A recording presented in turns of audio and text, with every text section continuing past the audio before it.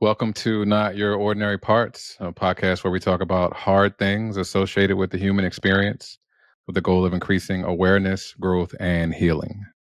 You may hear information from professionally licensed therapists, life coaches, healers, doctors, etc. This information is not medical advice or therapy and is not meant to replace actual therapy or instructions given by a doctor or personal therapist.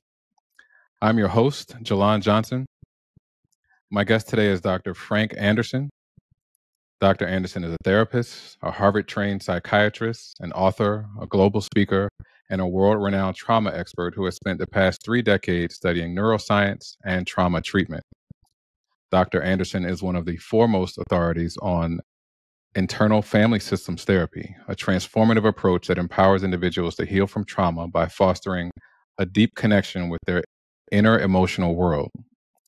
As a lead trainer in IFS, Dr. Anderson has helped thousands of therapists and clients navigate the complexities of trauma, offering a compassionate and scientifically grounded path to recovery.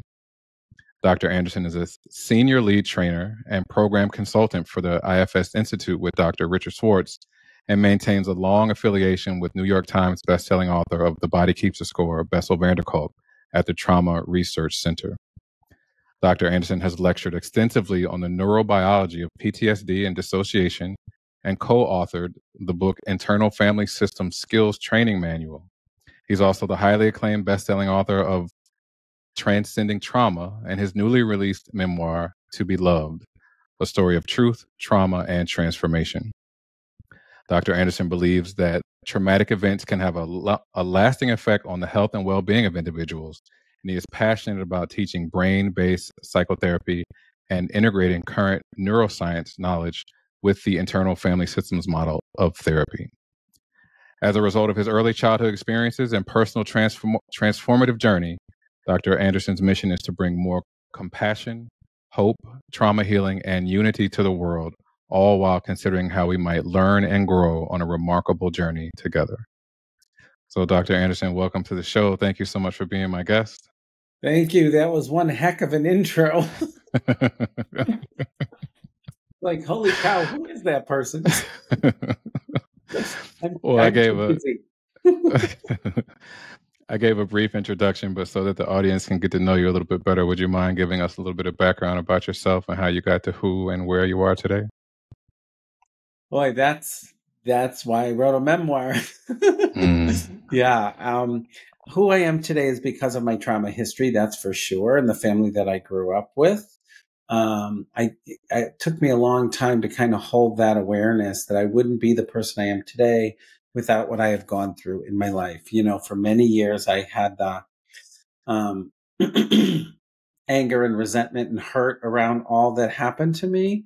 But with all the healing that I've done over the years, I don't really hold that. I think that was all part of what was supposed to happen in order for me to be the person that you described in that intro, doing all this amazing stuff in the world, which is really, I feel super, super grateful for that. I also, outside of my work in purpose of bringing trauma healing to the world, I have 2 companies now, Trauma Institute, which is a new company on integrative trauma healing, and Trauma Informed Media, which is a production company out in LA, bringing mental health content to Hollywood and the media. So really bringing stories to the general public that are trauma informed. I am a dad of 2 kids, 2 boys, 20 and 16 years old. And I have a husband here in Massachusetts, and we are moving to LA in the spring of next year because the weather is great and there's a lot of opportunities for me out there. So a lot happening in my life right now that I'm so grateful for. So grateful for. Thank you for sharing that. And thank you for the work that you're doing to bring trauma healing to the world.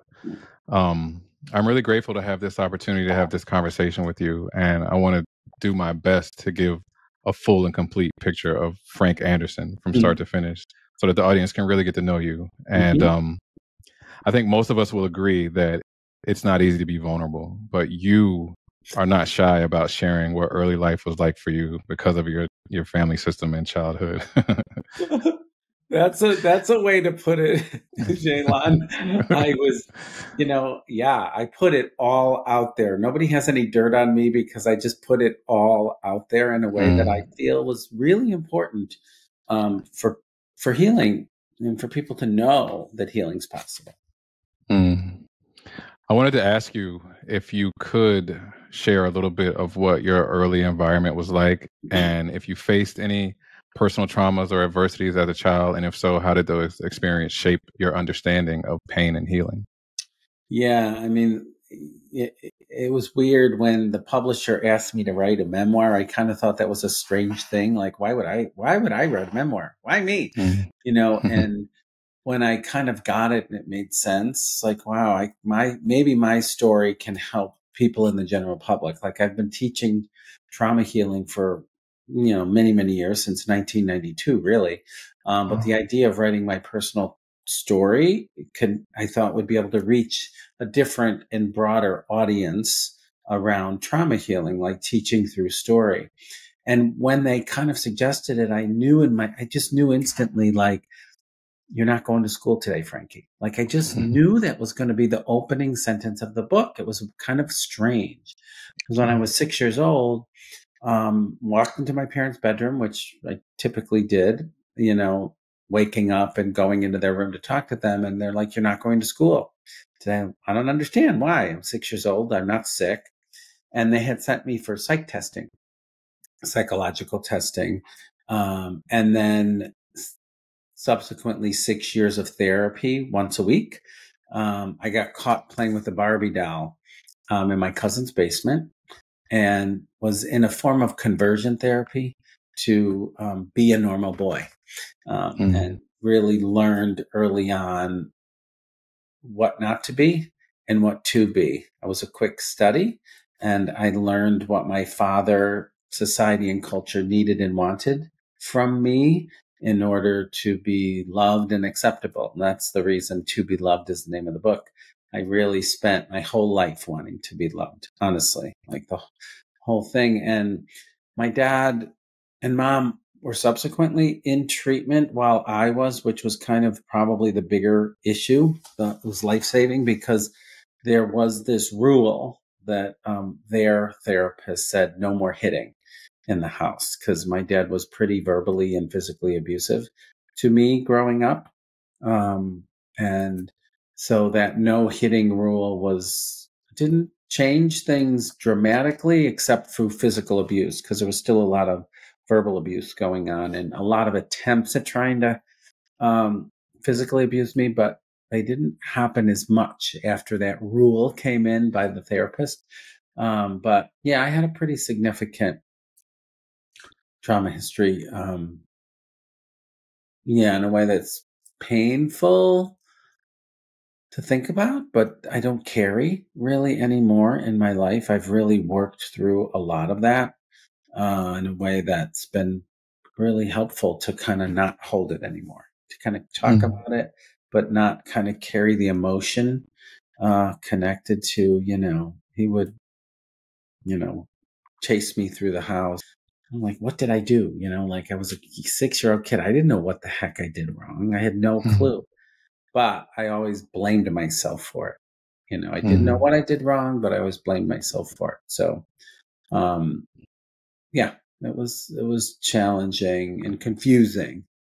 And I worked really hard to be what I was supposed to be.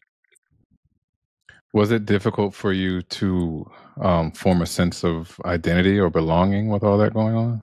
Well, I formed a false one. That I can tell you. Like, I was an as if personality for sure. Like, I was, my authentic self began at 32. I would say that's when the first beginning of, like, who am I? Who am I really? I'm still evolving in that, to tell you the truth, to this day. But yeah, I created, this is what boys is. I went to this therapist. I remember very little of, I mean, once a week for 7 years, I think was a long time. And I remember probably 2 sessions. Like, I think I repressed a lot of what happened during that time for sure. One was drawing a picture of my family. who's this person, who's this person, who's this person.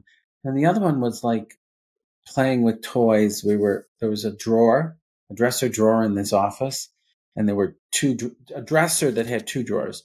And one you opened had boy toys, and the other one you opened had girl toys. And when he'd open those dressers, I had to play with the boy toys. Like, I remember, like, I don't like battleships and army men. Like, I wasn't really interested in that. I didn't, I would much rather play with arts and crafts and things like that. And he's like, no, we're not playing with those. It's kind of a programming in that way. And I remember sitting on the floor playing with the army men and the battleships and making the noises. And it was like I was like, this is boring. I didn't enjoy it. I had to play baseball. That was another thing. Boys play baseball. I liked tennis. They wanted me to be in sports.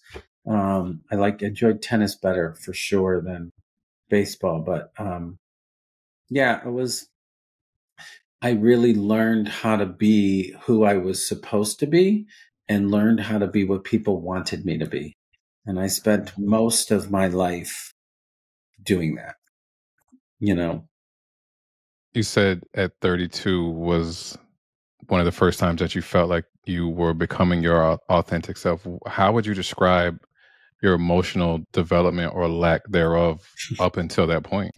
Lack thereof is the key word, honestly. I was so disconnected. Nice, kind, smart, said and did the right things, but was not me in any kind of authentic way. I remember, I was in therapy for 11 years in my residency, like starting my residency program at Harvard, psychiatry. I was in therapy 5 times a week for 11 years. Like, that's a long ass time. It is. Right? And it was an understanding, figuring out, knowing. I didn't cry once in 11 years of therapy. Not one tear. Like, that's crazy for me. I look back at it, 11 years, 5 times a week, not one tear. I was so understood everything, figured it all out, but still was not a feeling person. I wasn't able to kind of connect with my emotions in any kind of real way. And even to this day now, oh my God, I can cry at the drop of the hat. And I'm so happy that I can cry now. Like, I watch a movie or something comes up and my kids, like, they're like, my youngest looks at me. Here you go again. Here's Papa crying. Like, he's just like waiting for me to cry. Right. And I kind of was like, I don't give a shit, man. Like, you know how much money these tears cost me? Like, I've been for 35 years. Like, I am happy that I can cry. And he's like, I'm sorry that I embarrassed you, but that's on you, buddy. I am so grateful I can cry now and feel things. And I'm a very sensitive person. I probably always was, but it just wasn't safe. And I just shut down. Boys shut down much earlier than girls do. Interestingly enough, boys lose their voice around 8. Some of the research shows, and girls will lose their voice around 13, 14. I lost my voice at 6 very early because of my abuse. So, being able to kind of be me for the first, it was like, it wasn't a done deal. It was just the beginning of the road at 32. And even recently, I'll tell you, Jaylon, I'm just starting to speak up to narcissistic men. Like, there's a way that I've collected narcissistic men in my life in this way. And it's just even recently that I certainly would avoid them and, disconnect and not be associated, but I'm in a different developmental stage. Now I'm 61, like, speaking up for myself, like, this is not okay. And I'm not going to tolerate this, it's because I always was so terrified of, men in authority. And I'm not like that anymore. And it's such a relief for me to not be afraid and to be okay with me, not hold that fear anymore. It's such a relief. And it's taken me a long time to do that, I tell you. Well, first of all, You don't look anywhere near 61. So whatever you're doing is working. I'm releasing my trauma. That's what I'm doing, Yeah, I right? guess. Yeah, Yeah, indeed. yeah, Thank you for sharing that. Thank you yeah. for sharing so personally your experiences. Do you think that there were any seeds planted as a child that gave you this desire to learn like how people heal and want to heal? It's a great question. I've done some research on resilience. Like, what Mhm. the hell is that thing? What is that it factor? Like, I don't know what resilience is, to tell you the truth, but I had it. Mhm. Whatever it is, I had it. I was driven constantly to be good, be better, be strong. Like, I would get up. This is no lie. Like, I was in fourth grade, fifth grade, sixth grade. I'd get up at like 4 o'clock in the morning. The house was dark, freezing cold. I grew up in Chicago, and be studying. Like, what fourth grader or fifth grader gets up early in the morning? Mhm. Everybody's asleep. I used to make myself hot chocolate, study, study, study. Like, I was so driven. I know now part of me was driven to get my father's love. Like, oh, if I get all A's, he's going to love me. So some of it was that, but I've always tried to better myself, like, always. I don't know what that is. I don't know why, like, I didn't become like a Skid Row alcoholic and I became a Harvard psychiatrist. Like, fine line between the two of them. Really, I could have gone either direction, gone this way or this way. And for some reason, I was constantly striving to be better. Mhm. And I don't know what that is. I don't know nature, nurture. Because some people, I did not have the worst trauma history in the world, pretty significant, but other people have had more, less significant or more significant trauma histories and just really can't recover. And I don't know what that is in me that constantly, there was a book I read in my residency called Soul Murder. And Mhm. I was like, that didn't happen to me. My soul wasn't murdered. Like, I had whatever resilience or whatever that was. I've always had it, constantly striving for better. Mhm. Well, being that you are such a go-getter, you mentioned that you're a psychiatrist, you're also a therapist, you're a doctor. Did you ever think that when you were younger, you'd be so accomplished and that your work would have such a healing? I mean, be healing the world. No, Mhm. no way. I mean, how would you know that if you're like a 5-year-old kid growing up in the Midwest, right? Like, Mhm. in the 60s. I had no clue. I'm still a little bit I still don't see myself the way the world sees me. Like, I'm kind of still me. I'm just like, I'm Frank, and it's strange to kind of be it's strange to affect so many people that I don't even know. Like, Mhm. that's a very strange thing. People will come up to me like, "Oh my God, you're Frank Anderson. Thank you so much. You saved my life, or your work is so important." I'm like, "Well, wow, thank you." Like, I'm just going to the Mhm. grocery store. You know what I mean? Like, I don't really, you don't know the impact as a teacher or a healer. You don't really know the impact you have on people, right? Because Mhm. I've really touched a lot of people. I know that, but I don't know that unless they reach out to me and tell me, you know what I mean? And sometimes people do on Instagram or send me an email, say, "Wow, this is so incredible. Thank you so much."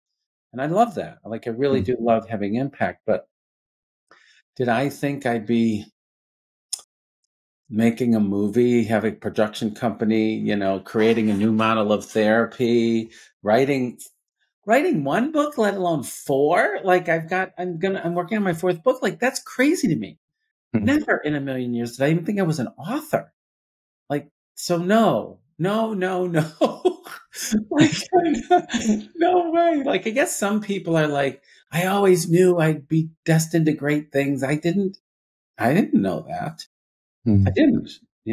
After Transcending Trauma, after I wrote that book and I went for a run, and I did really get a message from God. I'm going to say that's what it was you need to bring trauma healing to the world. I was like, I don't know what that means. Like, who is that? Like, am I hearing voices? But it really was a message. And that my life has really dramatically changed since that moment. A lot of things have happened. So I kind of feel grateful and kind of honored to have that message, to be the messenger Sure. is what I think of myself. Because I don't think it's me. I think I'm a messenger, Mm. the way I see myself. This is not about Well, Frank Anderson. This is about the message that I'm here to share. and as Frank Anderson, you're doing that. So thank you. Okay. Thank you. All right. Okay. Okay. All right, I got another question for you. With so much evidence showing the deep connections of trauma and illness, what advantage do you think having the ability to blend medicine with mental and emotional health has given you and your patients? Yeah, I think we do not a great job with mind body medicine.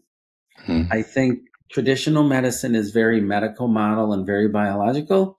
And I think there's a whole bunch of people that are doing kind of emotional, spiritual energy work, and I really think they're connected. I Hmm. really, really, really think they're connected. I think neuroscience knowledge helps us inform what we do to help trauma people heal from trauma. And I think there's so much energy that we absorb from trauma that gets channeled in our body and gets channeled through medical illness. I really, really do. I'm working with this woman right now. She's doing all this work on chronic back pain. We just met recently in LA and we're like, oh my God, we are working together. And, she's got this whole philosophy around the way intolerable feelings get channeled through medical illness and how getting in touch with what the medical illness represents can help heal trauma as well as heal medical illness. And boy, I really feel pretty strongly about that. I've got somebody who has asthma. I've got this like predisposition to a chronic cough and asthma. And I did a piece of work recently around this cough that was very active for me. And it was holding so much rage and anger Oh about not wow. speaking up. So much rage and anger. And I felt it and I released it. Like it was very powerful for me. And I feel better. And my cough is resolving, and is really quite remarkable of kind of the way we hold things in our body, the way emotions get expressed physically, and the way we can reverse it when we connect to the origin of those symptoms. So I hope to do more of that work because I think there's like take pills and get x-rays and fix your medical condition, but maybe we need to fix more emotionally. Sure. I So agree with that. I'm excited to kind of be in that. Well, Gabor Mate, friend and colleague of mine, really holds this view also. And I'm very aligned with him. And it was really remarkable to it wasn't like my cold totally went away. But when I got in touch with the anger and the rage, it got significantly better, probably like 75% better, after a kind of a real healing and connection. There was so much rage. I was hiking. I was hiking in the canyons in LA and getting in touch with this rage. And it was just like, there was almost like this green, smoke is not the right word. Green particles were kind of being released from my throat as this younger part of me was just so full of rage. I just Mm. kind of let it happen, let it happen. I was like, I can literally feel the feelings kind of dissolve from my throat. It was really, very powerful, Wow. powerful. And I'm always going to do that kind of work. I'm Sure. not going Sure. to stop. I mean, for you to feel 75% better, that is huge. It was remarkable. Huge. Like, oh, you're Huge. not supposed to be angry, be kind, part of me was telling me all the good, right things to do. And this younger part was like, I am so mad. I am so angry. And I was just like, okay, be angry. Like, it's okay to be angry.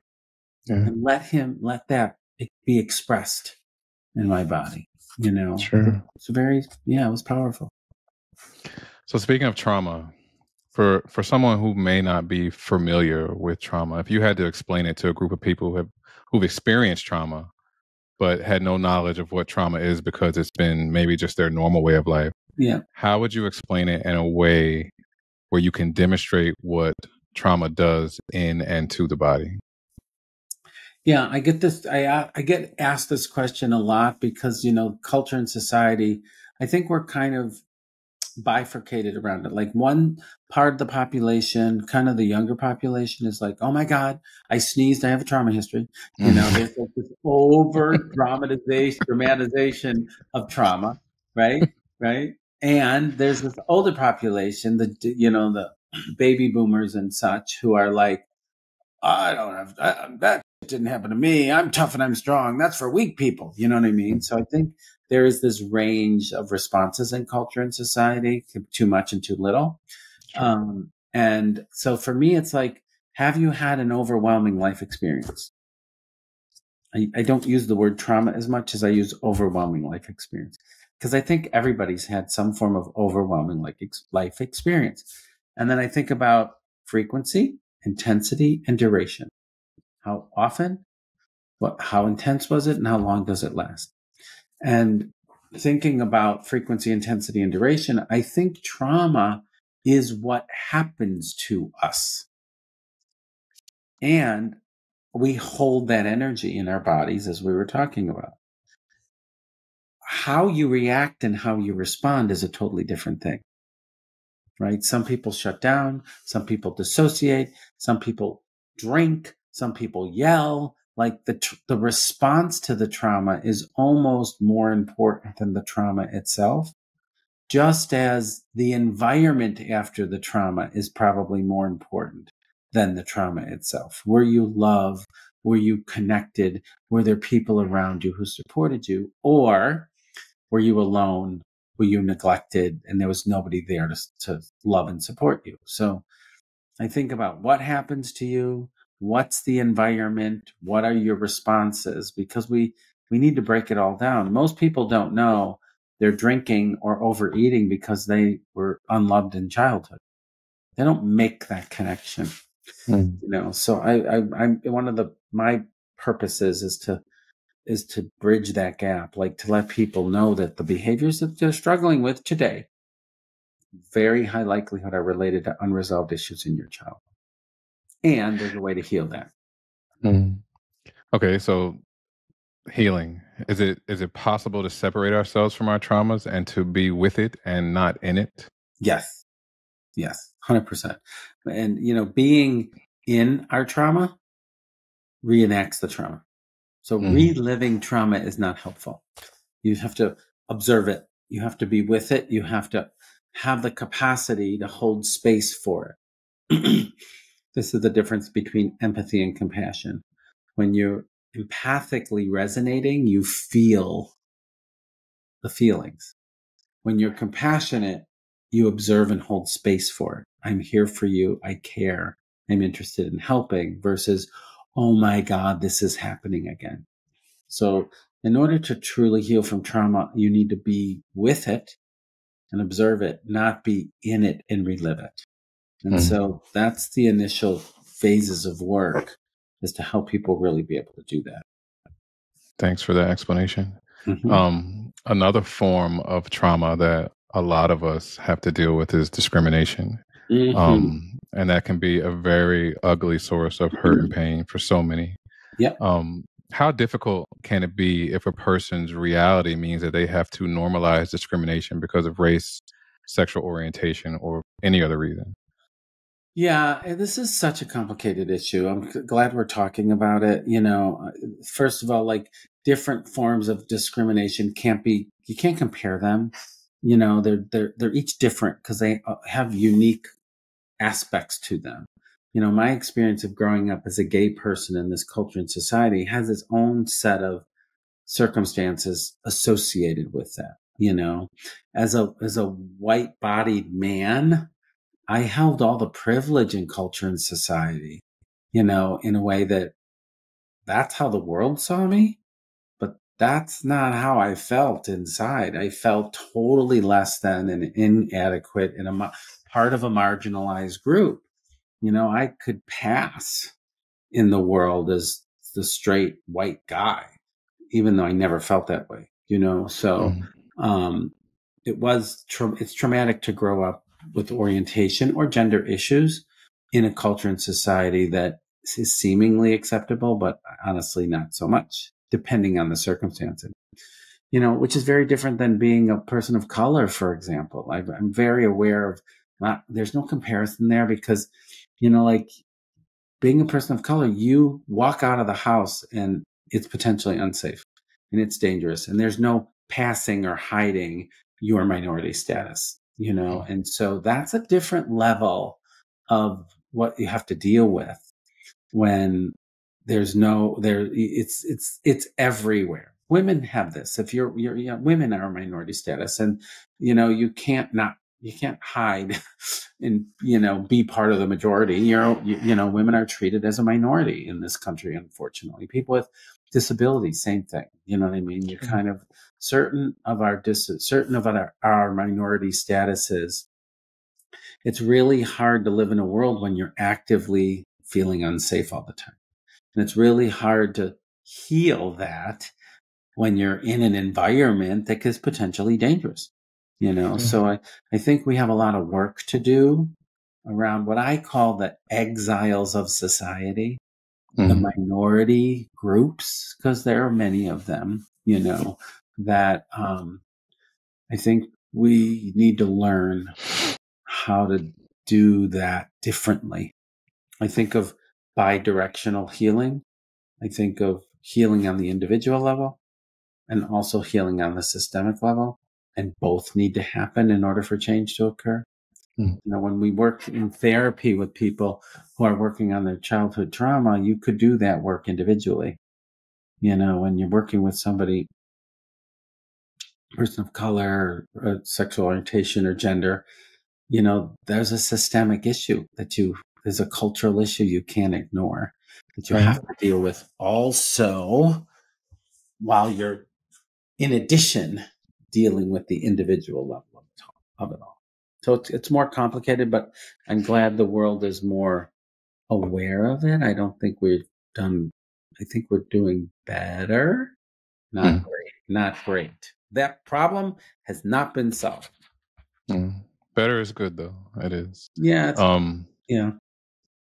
Speaking of therapy, internal family systems is a modality of therapy that you're quite familiar with. Can you talk a little bit about what IFS is and how you've incorporated it into your life and your practice? Yep. So IFS is a model of therapy that kind of says we all have different parts or aspects of our personality. Everybody does. It's normal. A different part of me is talking to you than hanging out with my kids or going for a run with my friends, right? We all have different aspects of our personality, and some of them carry pain and trauma, wounded parts, traumatized parts, and some of them serve a protective role. Those are the parts that eat or drink or caretake or obsess and worry. So those parts of us that are overactive in behavior tend to have a protective function to try to keep the pain away. And there's a way to heal that by gaining access to the parts that are gaining connection with the parts that are protecting, getting their permission to access the pain and the wound of trauma, and then heal that. There's a healing component to that process.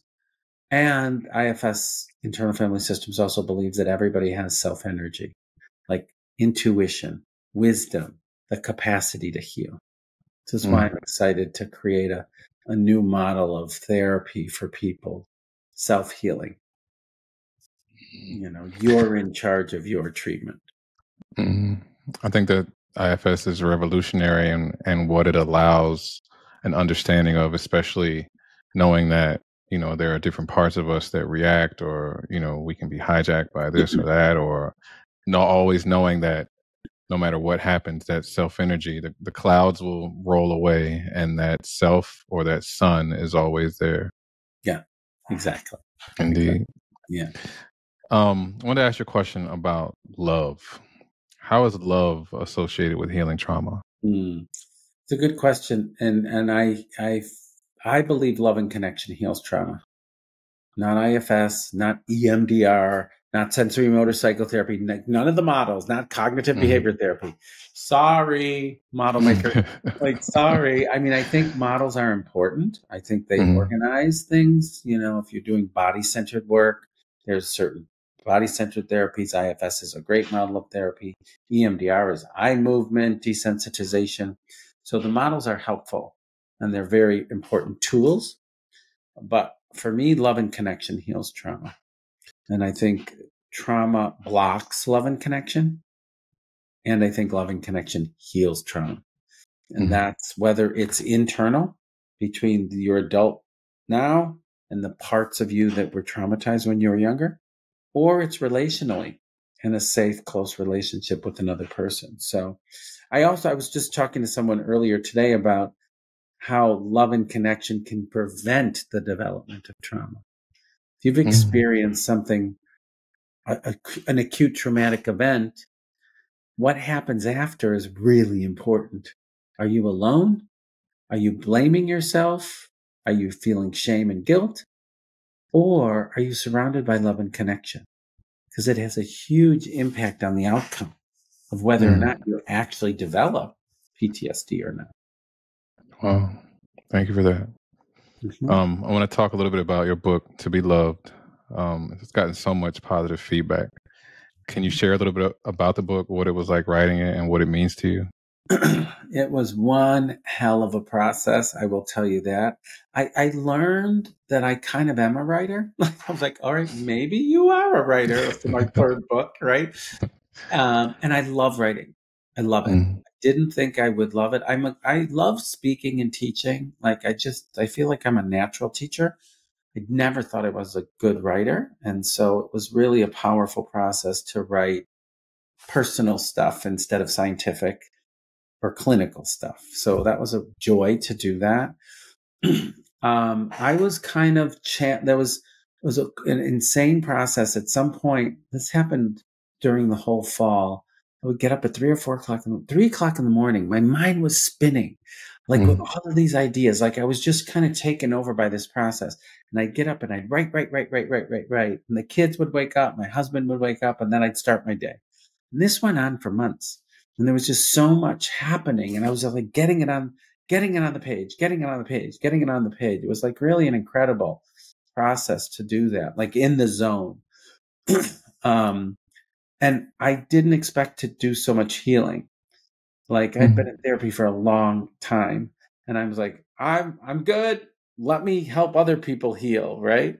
But I healed a lot through writing.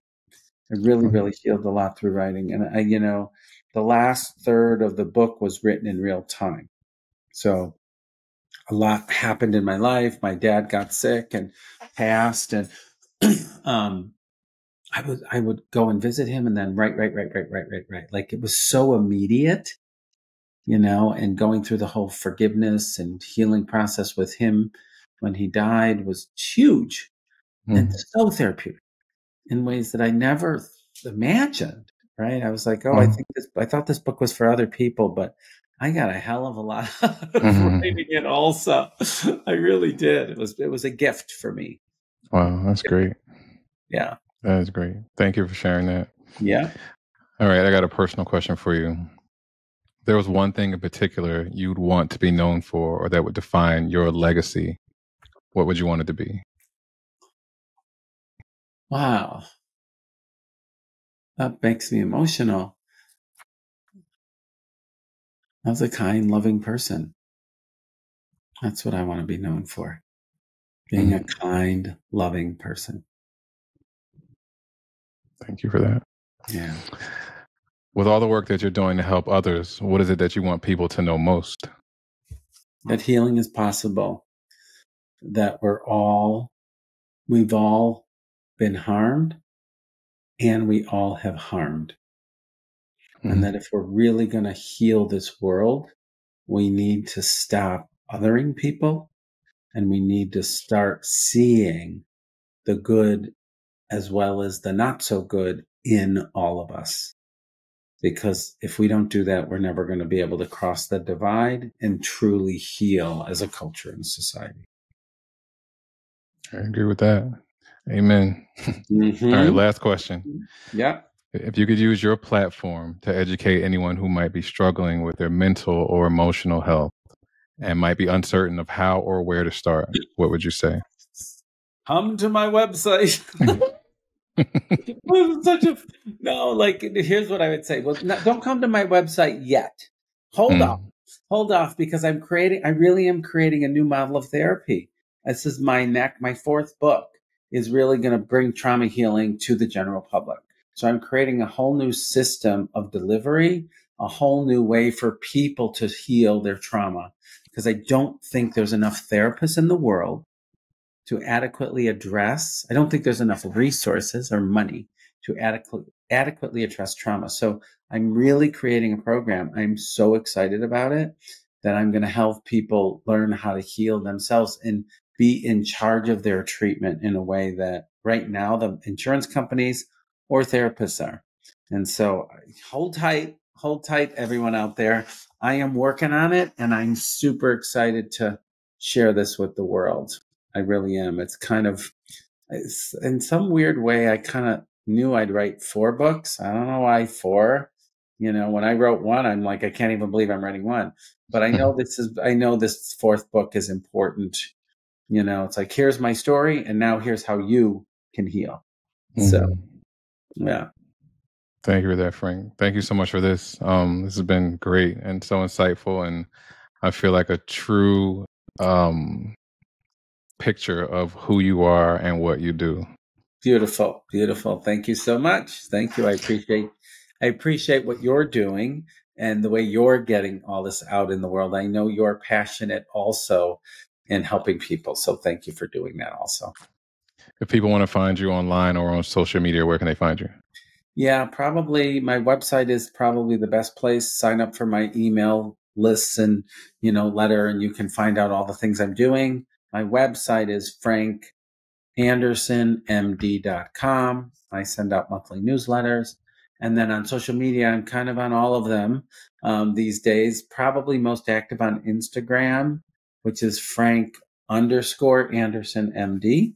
And I really enjoy doing social media content for people. Again, access to those who don't have the funds to do the therapy to help in any way I can. Sure. Okay, Frank. Well, thank you for this. Thank you for your kind words. Thank you for your time. Thank you for sharing. Thank you for who you are. Thank you for what you do. And thank you for how you do it. Beautiful. That was awesome. Thank you.